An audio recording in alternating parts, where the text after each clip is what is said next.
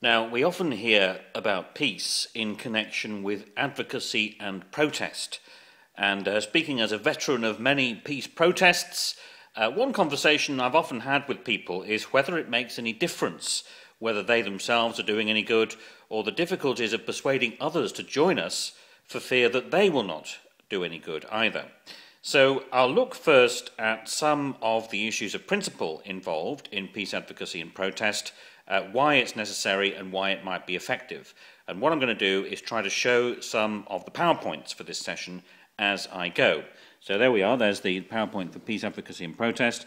And the first concept really is this diagram and quote from John Paul Lederach.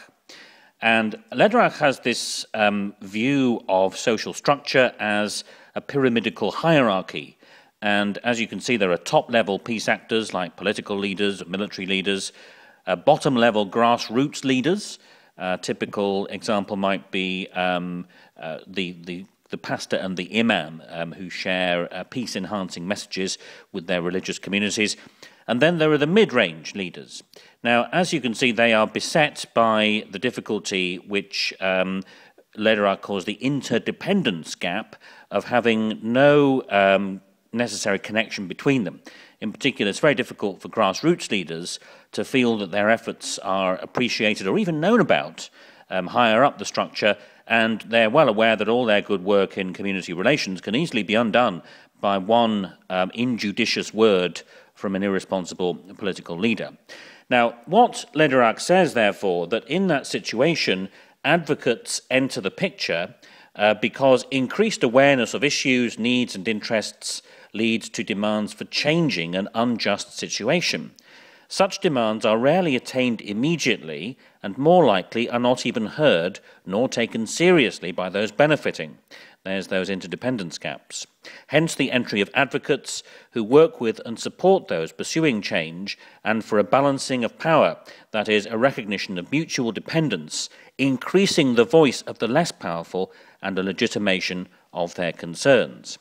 So we can often feel that a situation of injustice is effectively impervious to reason and evidence because they have no locus or power of iteration, except if someone else intervenes to amplify those concerns, to amplify the voices of those at the grassroots who are living with them and articulating them in their own way, and then they can be extended up the hierarchy and perhaps reach the mid-range or the higher range leaders, and that's where they can start to exert agency, or they can start to exert generative force, and that's where they can change things.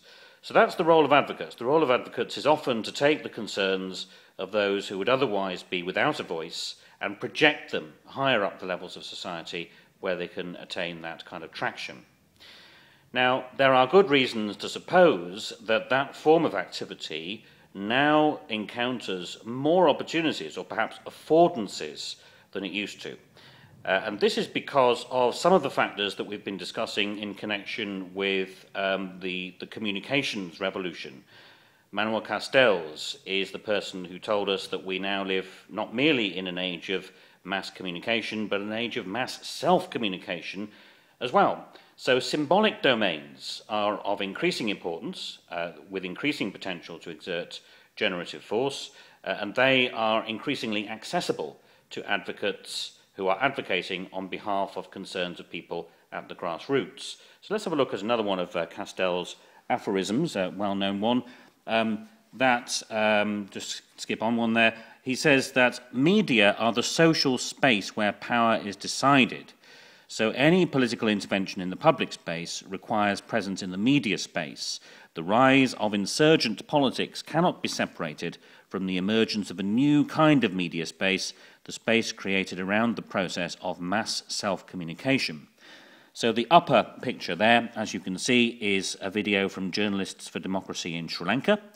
This is some of the evidence that was smuggled out of the country of war crimes allegations in the closing stages of the civil war there, and collated and brought to the attention of global audiences by the UK's Channel 4 television. One of the consequences of that activity has been the very recent developments in Sri Lanka, where the country is accepting the need for a tribunal to examine those allegations with active involvement by internationals, and that's following a vote at the UN Human Rights Council. So, in a sense, that vouchsafes the potential influence of the kind of advocacy that's been done, because, of course, the emergence of this kind of material into the public sphere has been the basis for an enormous amount of advocacy and activism around that issue in the years since. The lower picture shows Palestinian activists, not in the classic pose with the suicide bomber belt, which is the cliche so often seen in the West, but instead crouched over their laptops, perhaps on social media.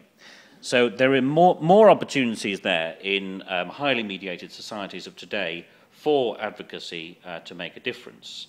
And just to go to some general principles which lie behind that, one could say, and this really picks up on the example that's covered in some of the readings for this session, one could say that, indeed I say, that in our highly mediated societies, the way in which power takes effect is by giving accounts of itself. When it gives accounts of itself, then the rest of us respond to those accounts and internalize the power. And therefore, it is up to us, perhaps, to realize that, and if we don't like it, to do something different. And that's where the power of protest can come in, to cause accounts to be iterated in the public sphere, and perhaps to prove wanting in some way, or to when people have them drawn to their attention, they find they're not convincing. In particular, the policy of NATO through the Cold War was called flexible response. And what that meant was that NATO would effectively contemplate a nuclear first strike on the basis of initiating, fighting and winning a nuclear war. And the moment that had to be articulated in response to widespread peace processes, it proved unworkable. It was so unconvincing that people immediately rejected it. So if anybody doubts the power of protest, one can look at some of the papers of past US presidents released under Freedom of Information. President Johnson and President Nixon were approached by Pentagon planners during the Vietnam War to use nuclear weapons, but they rejected the idea specifically because of the protests they would occasion. And eventually, in the second wave of anti-nuclear activism in the West in the 1980s, President Reagan, eventually under pressure to justify this policy, had to disavow the idea of flexible response and declared a nuclear war to be unwinnable. So it seems to make sense, therefore, that the more emphasis there is on circulating accounts to give effect to power, the more opportunities there might be to take issue with them. And those opportunities, or perhaps affordances, have been greatly expanded in this era of mass self-communication, and in a sense we are surrounded by people who are making use of that to take issue with power, to launch and project the needs and the demands of peace with justice, and to draw them to the attention of people through the levels of society, instead of just leaving them where they are with the people who are suffering at the sharp end.